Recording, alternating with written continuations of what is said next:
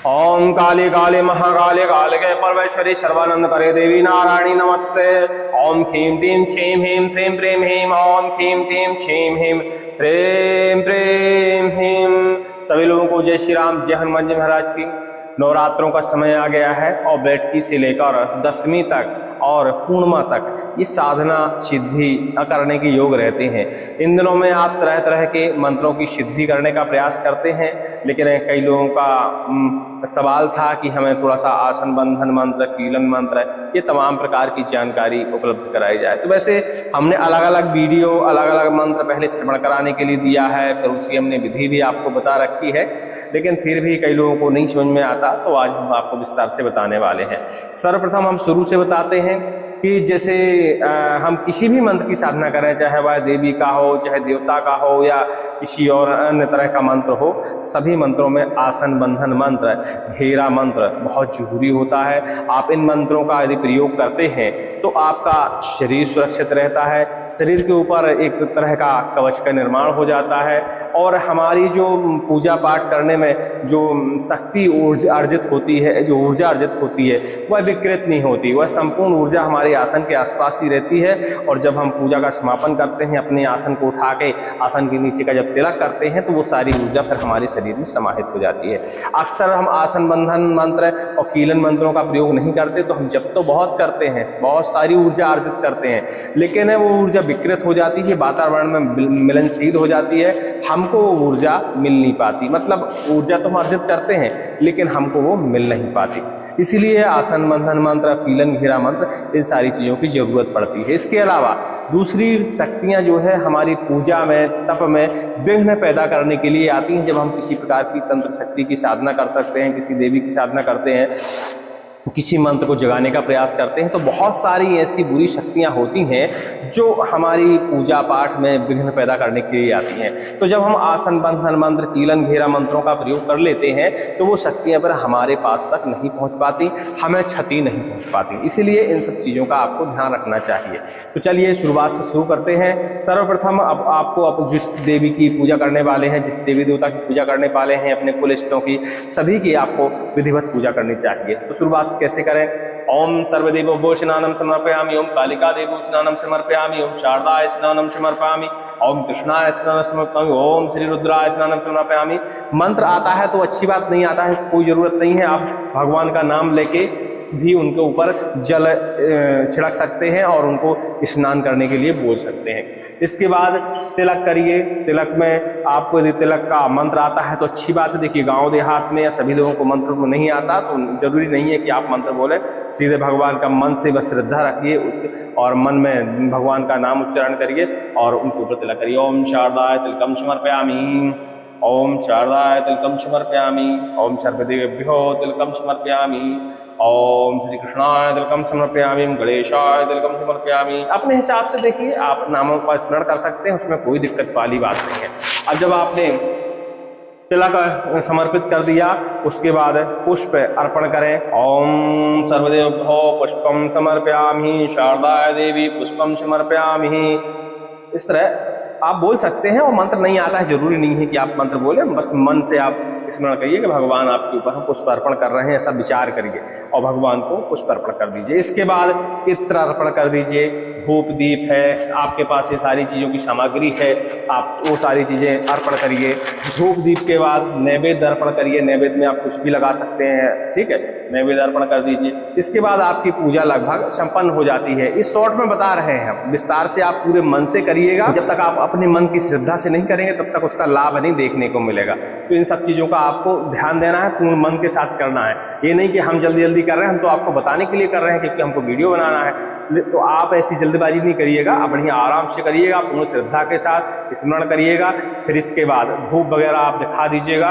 ओम सर्वदेवभ्यो धूपम दीपम समर्पयामि। इस तरह आप धूप दीप दिखा सकते हैं भगवान को, नैवेद्य वगैरह सारी चीज़ें। देखो, छोटी मोटी पूजाएं हर कोई घर में प्रतिदिन करता है, पूजा स्वयं वही करनी है, उसके अलावा कुछ नहीं करना है। बस जो भी मंत्र आप सिद्ध करने वाले हैं, जिस मंत्र की भी आपकी तैयारी है, वो आपको पूर्णतया कंठस्थ होना चाहिए, इस बात का आपको ध्यान देना है।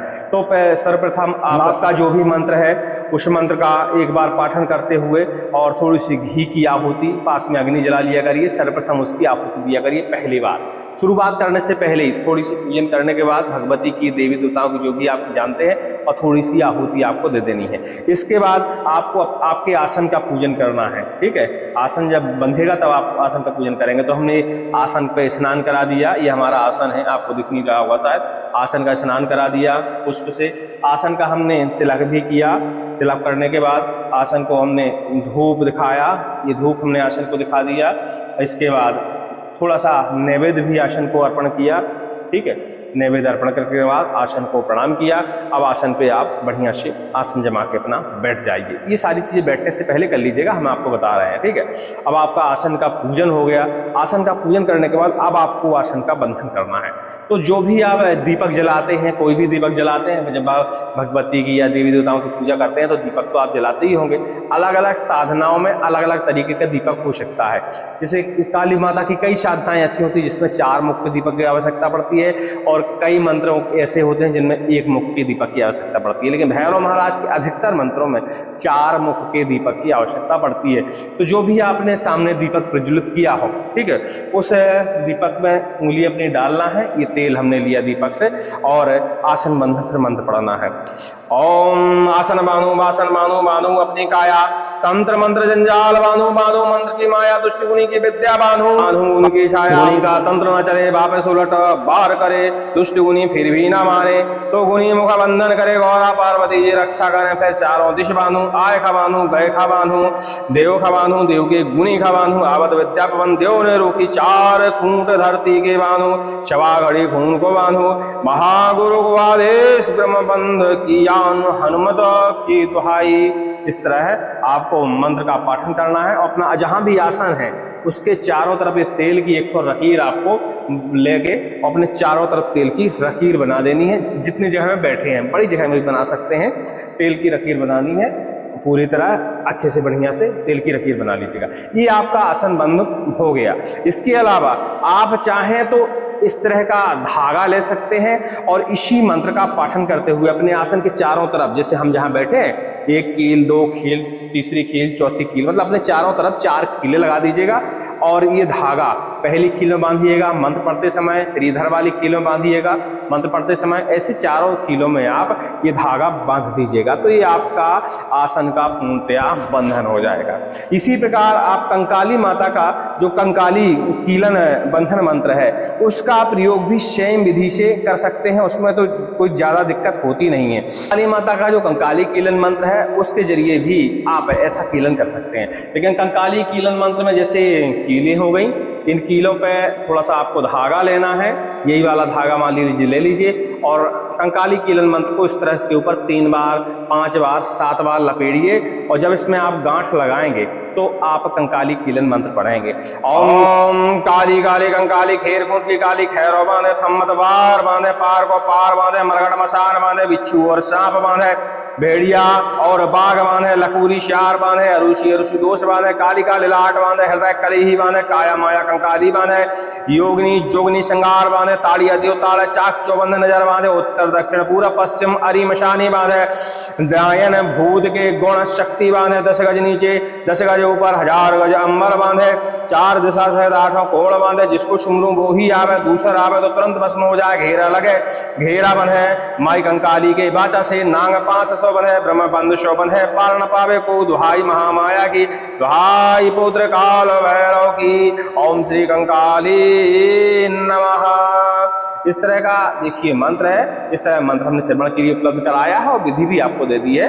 मंत्र को बढ़िया कंठस्थ कर लीजिएगा। तो इस मंत्र को पढ़ते हुए भी ये कीले, इस धागा के कीलों के ऊपर धागा बांधिएगा, और कीलों से जो धागा है ये हिस्सा पूरा होना चाहिए, इस तरह लगा दीजिएगा, और चारों तरफ से धागा हमारे आना चाहिए, और चौथी कीले जो शुरुआत जहां से हमने करी थी उस तक वो धागा आपको बांधना चाहिए। ये आपका कंकाली कीलन घेरा मंत्र बन जाता है। इसके अलावा आपके पास इतना समय नहीं है, आपका एरिया छोटा है, तो आप फिर थोड़ा सा तेल ले लीजिएगा या थोड़ा सा जल ले लीजिएगा और मन में स्मरण करिएगा कि हमारा एरिया कितना है, हमारा घर कितना है, कितने जगह में हमारे परिवार के सदस्य रहते हैं, हम साधना कितनी जगह में कर रहे हैं, वो जगह अपने मन में स्मरण करनी है। जैसे हमारा एक पूरा कमरा है तो हम अपने मन में सोच रहे हैं कि हम कमरे के बाहर बाहर एक धागा बांध रहे हैं, मानसिक धागा बांध रहे हैं और कंकाली माता का या कंकाली घेरा कीलन मंत्र पढ़ना शुरू करेंगे। और ये हमने धागा अपने घर के चारों तरफ 7 लर में बांध दिया, 7 लरों में बांध दिया, 7 बार लपेट के बांध दिया, पक्का धागा एकदम।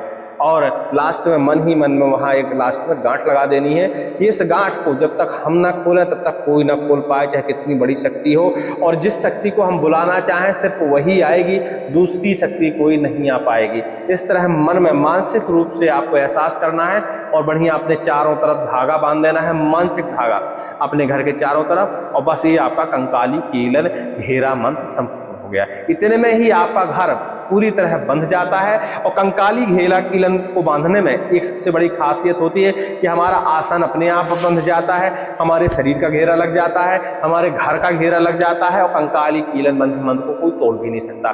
तो ये निश्चित मान लीजिए कि आपकी तप में, तपस्या में और जप तप में किसी भी प्रकार का कोई विघ्न नहीं आने वाला, 100% आप मान लीजिए। तो आप इसको पूर्ण विश्वास के साथ बांध लीजिए। अब आपका घेरा कीलन हो गया, शरीर बंधन मंत्र हो गया, मतलब ये मंत्र आसन बंधन मंत्र और कंकाली यदि दोनों मंत्र पढ़ लेते हैं आपका, तो आपका शरीर भी बंधन हो जाता है और घेरा का भी बंधन हो जाता है, संपूर्ण बंधन इसमें हो जाते हैं। अब इसके बाद आप देख लीजिए, यदि आपके पास कवच है तो कवच आप जरूर धारण करिए। यदि कवच आपके पास नहीं है तो आप कवच हमारे यहाँ से मंगा सकते हैं, और नहीं तो हमने वीडियो पहले ही बना के रखे हैं, तो आप उन कवच को मंगाकर अपने गले में जरूर डालिए पूजा करने से पहले, ये सारी चीजें करने के पहले। ठीक है, अपने गले में आपका कवच होना चाहिए। और आपको नहीं मंगाना है, नहीं है समय, धन नहीं है, तो आप अपना कवच स्वयं बना भी सकते हैं। तो आप वीडियो देख लीजिएगा कैसे बनाना चाहिए, एक दिन में आप अपना कवच बना सकते हैं। और जैसे एक आसन बंधन मंत्र और कंकाली कीलन मंत्र, यदि आप देखिए पर्सनल इनको सिद्ध कर रहे हैं, क्योंकि ये मंत्र आसन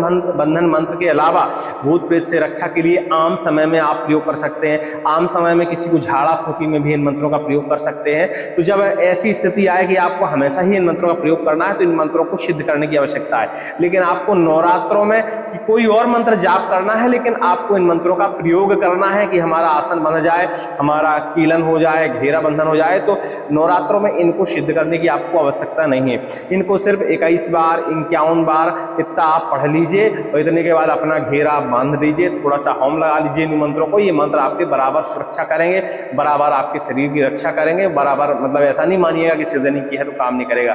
पूर्ण विश्वास के साथ मानिए कि ये मंत्र आपके कार्य करेंगे। हाँ, लेकिन उसके बाद आम समय में प्रयोग करना है, जैसे किसी का घर कीलना है, अपना ही घर कीलना है बाद में, नवरात्रों के बाद में, तो इन मंत्रों को आपको सिद्ध कर लेना चाहिए। और इनकी सिद्ध विधि हमने अपने चैनल पर उपलब्ध करा रखी है। अब हम कवच के ऊपर आ रहे थे कि कोई भी साधना करें, चाहे हम देवी की करें, चाहे देवता की करें, अघोरी की करें, मशानी मरघट मशानों की करें, किसी की भी साधना करें, मेडली की साधना करें, यदि हम नवरात्रों में या अन्य समय में साधना कर रहे हैं तो गले में कवच आपके जरूर होना चाहिए, और खासकर औषधीय कवच और नारसिंह कवच, क्योंकि नारसिंह कवच हर दिशा से आपकी सुरक्षा करता है। और नारसिंह कवच का यदि उसमें औषधियाँ पड़ी हैं तो उसका कोई जल्दी तोड़न नहीं कर पाता और आपकी साधना में विघ्न नहीं होता। और कई बार नहीं होता कि कई लोगों के मंत्र गड़बड़ा जाते हैं, मंत्रों में त्रुटि हो जाती है, तो मानसिकता विकृत हो जाती है, शरीर बीमार हो जाता है, शरीर कंट्रोल से बाहर हो जाता है। तो कवच आपकी सभी दिशाओं से, हर व्याधि से, आपके द्वारा स्वयं बिगाड़ी हुई व्याधि से भी आपकी रक्षा करता है। तो कवच साधना सिद्धि करने से पहले अपने गले में जरूर धारण करिएगा, इस बात का आप ख्याल रख लीजिएगा। तो कवच आप बना लीजिएगा ध्यान से, और नहीं बना पाते तो अभी समय है, आप मंगवा लीजिए कवच हमारे यहाँ से, तो आपको हम टाइम से भेज देंगे, उपलब्ध हो जाएगा। बाकी कोई भी मंत्र तंत्र जप कर रहे हैं, कवच धारण करना अनिवार्य है, देख लीजिए। अब आपने कवच धारण कर लिया, आसन का भी बंधन हो गया। आसन का बंधन होने के बाद अब आपको सीधा जप ही करना है। तो जैसे ये हमारी माला है, तो माला को किसी पात्र में रख लीजिए, प्लेट में, और उसका भी स्नान ध्यान कराइए बढ़िया से, मन से, जो हम स्नान करा रहे हैं माला को, उस तरह माला का स्नान कराइए। तिलक करिए माला का, ऐसे प्लेट में रख लीजिएगा, किसी बर्तन में रख लीजिएगा। तिलक करने के बाद इसको बढ़िया पुष्प चढ़ाइएगा। पुष्प चढ़ाने के बाद इसको धूप दीप दिखाइएगा। ठीक है, माला का धूप दीपन हो गया। इसके बाद नैवेद्य अर्पण करिएगा थोड़ा सा, और माला को बढ़िया से प्रणाम करिएगा। और माला से ये प्रार्थना करिएगा कि जिस मंत्र का, जिस बीज का, जिस शावर मंत्र का जो भी शब्द इस माला के दानों में जपा जाए, उन शब्दों में इतनी सिद्धि आ जाए कि किसी भी बाधा का हरण हो जाए, हर प्रकार की मनोकामना पूरी हो जाए, उन शब्दों में इतनी ताकत दे कि रोग मुक्ति हो जाए। मतलब अपने स्तर से आप माला से प्रार्थना कर सकते हैं। और माला से प्रार्थना करने के बाद माला में देखिएगा कि गौमुखी में, और गौमुखी आपके पास नहीं है तो कपड़े में छुपा के ही माला का जापन करना है, तो ध्यान दीजिएगा, ठीक है। इस तरह आप माला का जापन कर सकते हैं। और माला जपते समय ये ध्यान देना है हम लोगों को कि इस वाली बड़ी उंगली का प्रयोग नहीं करना है, ऐसे माला को पकड़ना है ऐसे, और इस उंगली से माला को हमको चलाना है। ओम श्री रामाय नमः, ओम श्री रामाय नमः, ओम श्री रामाय नमः। ये उंगली हमारी खाली रहेगी, मतलब छुट्टा रहेगी, उसका उपयोग नहीं करना है। ओम श्री रामाय नमः, ओम श्री रामाय नमः, श्री रामाय नमः, श्री रामाय नमः, श्री रामाय नमः, श्री रामाय नमः। और जब हम सुमेरु के पास आते हैं, इधर सुमेरु के पास ये मेन मुड़िया होता है, इसके पास आते हैं तो इसको पार नहीं करना है उंगली को, यहाँ से माला को पलटा लेना होता है, ठीक है। पलटा के फिर वापस से जपी जाती है। इन सारी चीज़ों का आपको विशेष ध्यान देना है आपकी सिद्धि साधना में, और कभी भी कोई प्रकार की बाधा नहीं पड़ेगी। और इस तरह आप करेंगे तो निश्चित ही मानिए कि आपको किसी न किसी मंत्र में सिद्धि मिल ही जाएगी। और माला जपते समय भी आपको ध्यान देना होता है कि जब आप माला जप करें, आपने आसन बंध लगा लिया, कवच धारण कर लिया, कीलन कर लिया, तो आपको घबराने की, टेंशन लेने की जरूरत बिल्कुल नहीं है। अब आपको सिर्फ ध्यान किसका करना है, काली माता का जप कर रहे हैं तो माता काली मैया का आंख बंद करिए। मंत्र इसलिए कहते हैं कंठस्थ होना चाहिए।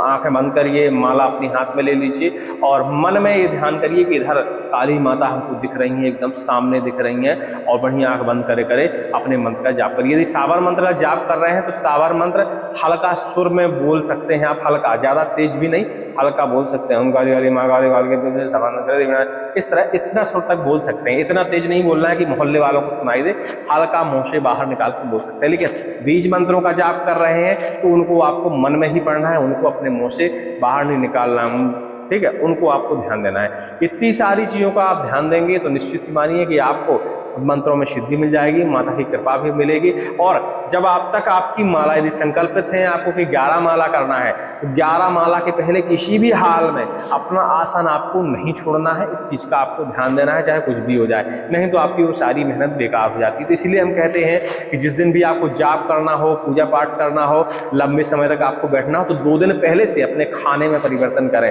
ताकि हमें जब हम आसन पर बैठे हो, जाप करना हो, तो हमें लघु शंका ना लगे, भूख ना लगे, दीर्घ शंका ना लगे, बार बार हमको ये सारी परेशानी ना हो। लगातार कम से कम 4 से 5 घंटे बैठ लें। आपने देखा होगा कि लोग 9 दिन अपने शरीर के ऊपर जबारे बुगवा लेते हैं, कैसे रहते हैं? सिर्फ खाने का कंट्रोल रहता है कि हफ्ते भर पहले से खाने का पूरा कंट्रोल और दिनचर्या पूरी बदल जाती है, अपने आप शरीर कंट्रोल में आ जाता है। आपको हफ्तों दीर्घ शंका, लघु शंका नहीं लगेगी यदि आपने हफ्ते भर पहले से अपने शरीर का नियम का पालन किया है। तो जब करने से पहले, पूजा करने से पहले सारी चीज़ों को ध्यान देना चाहिए। अब जैसे नवरात्र में हमको कोई साधना करनी पड़ती है तो व्रत तो हमारा नवरात्रों की बैठकी से मान होता है, लेकिन हम 4 दिन पहले से ही अपने शरीर को टॉर्चर करना शुरू कर देते हैं या ढालना करना शुरू कर देते हैं कि नवरात्रों में व्रत रहना है, लंबे समय तक बैठना है, तो हम 4 दिन पहले से ही अपने भोजन में टोटल परिवर्तन कर देते हैं। दूसरी आहार ज़्यादा लिया जाता है और भोजन में इतना परिवर्तन किया जाता है कि हमको दीर्घ संख्या, लघु संख्या, ये सारी चीज़ों की ध्यान भूलना एकदम टोटल भूल ही जाए दिमाग से कि हमको लगती भी है कि नहीं लगती। इतना आहार लिया जाता है कि सिर्फ वो पसीने से हमारे निकल जाए, लघु संख्या तो लगभग ही न करे। इस तरह आप उनका उपयोग कर सकते हैं। कोई भी जप किए, कोई भी तप किए, अब अपने पता है कि जप करने से ऊर्जा पैदा होती है, तो ऊर्जा का कई बार हमें एहसास नहीं होता है, तो उन सब चीज़ों का आपको ध्यान देना है। जब भी आपकी पूजा समाप्त हो, हवन कंप्लीट हो जाए, हवन करने के बाद आप प्रणाम करिए और फिर अपना आसन का एक कोना उठाइए, एक कोना, जैसे हमने ये उठाया एक कोना, आसन के नीचे थोड़ा सा जल छिड़क लीजिए। ऐसे आपको दिख नहीं रहा होगा, अब देखिए ये आसन है हमारा, तो आसन के नीचे थोड़ा सा जल छिड़क लीजिए और इस जल पे ऐसे करके उंगली, अपनी ये वाली उंगली लगाइए। ओम श्री इंद्राय नमः, ओम श्रीश्वराय नमः, इस तरह अपना तिलक कर लीजिए। तो जो भी ऊर्जा आपके आसन के आसपास क्षेत्र में थी, जो भी आपने पूजा पाठ की, जो भी उसमें शक्ति आई, वो आपके शरीर को मिल जाएगी। वो आप ये चीज़ भूल जाते हैं अक्सर, आसन के नीचे का तिलक करना, जमीन का तिलक करना। इसलिए आपकी ऊर्जा सब वातावरण में घुल जाती है, फिर आपको कुछ नहीं मिल पाता। इन सारी चीज़ों का आपको विशेष ध्यान देना है। इन सब चीज़ों का आपको विशेष ध्यान देना है कि आप लास्ट में जब भी उठे आसन के नीचे थोड़ा सा जल डाल के उसका तिलक करना है। कुछ नाम वाम नहीं आना, तो इंद्र भगवान का नाम सबको आता है, ओम श्री इंद्राय नमः, इतना भर कर लीजिए, बस आपकी ऊर्जा पूरी आपके शरीर को मिल जाएगी, इधर उधर कभी भी विकृत नहीं होगी, और कभी भी आपको ऐसा नहीं लगेगा कि हमने इतनी सारी पूजा की, इतना सारा जप किया, उसका हमको फल फायदा नहीं मिला। पूरा फायदा मिलेगा, निश्चिंत रहिए। ठीक है, सभी लोगों को जय श्री राम, जय हनुमान जी महाराज की। अधिक जानकारी के लिए देखिए अभी हमारा फोन चालू रहेगा, तो फोन लगा लीजिए। शाम को अभी फोन लगाइएगा, शाम को 5 बजे से 6 के बीच में। सुबह टाइम थोड़ा सा आजकल व्यस्तता है, तो आप उस चीज़ों का ध्यान रखिएगा। शाम को 5 से 6 के बीच में आप फोन लगाइएगा, बात हो जाएगी। किसी भी मंत्र के बारे में, किसी भी तंत्र के बारे में, किसी भी पूजा पाठ, तांत्रिक पूजा पाठ, उसके बारे में जानकारी भी आपको चाहिए होगी, तो अवश्य रूप से जो हमारे पास है वो हम देने का प्रयास करेंगे। सभी को जय श्री राम, जय हनुमान जी महाराज।